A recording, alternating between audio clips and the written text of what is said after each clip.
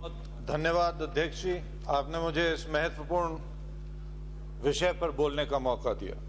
भूमि अर्जन, पुनर्वासन और पुनर्स्थापन में उचित प्रतिकर और पारदर्शिता अधिकार संशोधन विधेयक पर मैं बोलने के समर्थन में मैं बोलने के लिए खड़ा हुआ हूं। इस पर अधिकतम बिंदुओं पर इस सदन में योग्य सदस्यों और पूर्व वक्ताओं द्वारा चर्चा हो चुकी है। मैं केवल 3 बिंदुओं पर चर्चा कर सरकार और आपका ध्यान आकृष्ट करवाना चाहता हूं। यहां पर सभी उपस्थित सदस्य किसानों के अधिकारों के लिए चिंतित हैं। हम किसान की बढ़ती हुई लागत और फसल की उचित मूल्य न मिल पाने की समस्या को भली भांति समझते हैं।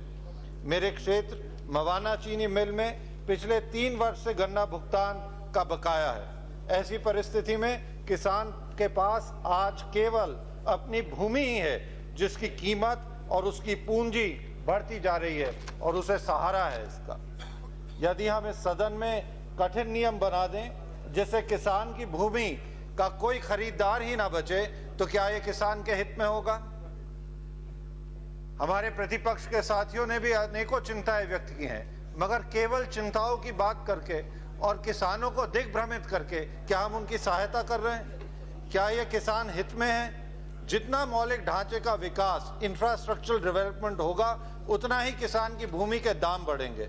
बढ़ती हुई जनसंख्या और घटती हुई किसान की जमीन का एक ही उपाय है, किसानों के बेटों को अच्छे वेतन का रोजगार मिले। यह केवल औद्योगिकरण से ही संभव है। जितने अधिक औद्योगिक इकाइयां भूमि को खरीदने चाहेंगी, उतनी ही किसान की भूमि की कीमत बढ़ेगी।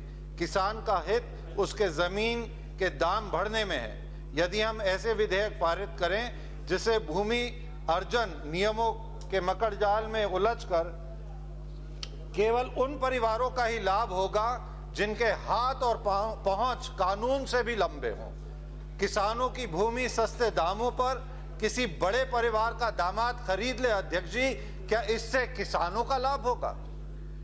पिछले 10 वर्ष में अध्यक्ष महोदय, हरियाणा में 18,000 एकड़ भूमि का चेंज इन लैंड यूज हुआ है।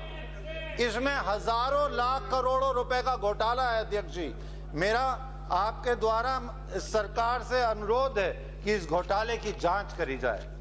किसान को केवल उचित प्रतिकार और पारदर्शिता चाहिए जो इस संशोधन विधेयक में निहित है। प्रतिपक्ष के साथियों ने महत्वपूर्ण सुझाव दिए हैं जिन पर मैं माननीय मंत्री जी का पुनः ध्यान आकृष्ट करना चाहता हूं। महाराष्ट्र में मगर पट्टा मॉडल है जिसमें किसानों को भूमि अधिग्रहण के पश्चात हिस्सेदारी दी गई है। आंध्र प्रदेश के मॉडल में किसान, जमींदार और भूमि अर्जन करता तीनों के लाभ का ध्यान दिया है। इन दोनों मॉडल्स का माननीय मंत्री जी अध्ययन कर सम्मिलित करें। पश्चिम उत्तर प्रदेश में माननीय अध्यक्ष जी, हाईकोर्ट बेंच की सख्त आवश्यकता है। नए राष्ट्रीय राजमार्गों की जरूरत है। भीड़ और यातायात रहता है।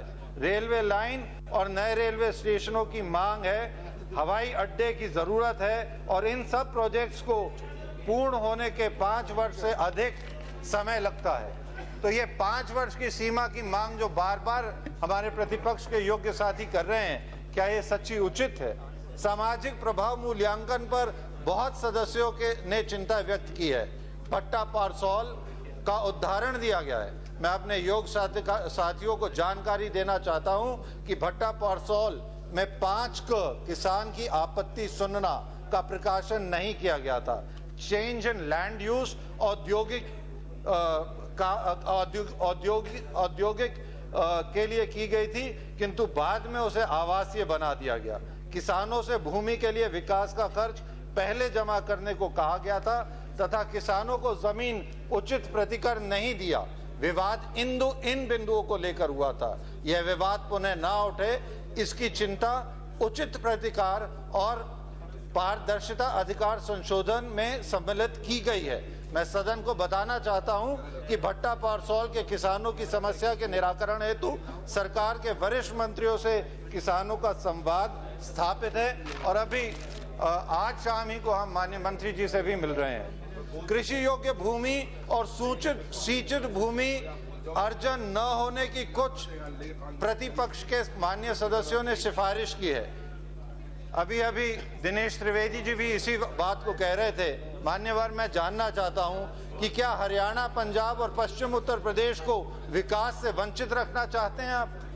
इस क्षेत्र में की जनसंख्या अत्यधिक घनत्व में है, अतः रोजगार की सबसे ज्यादा आवश्यकता पश्चिम उत्तर प्रदेश में है।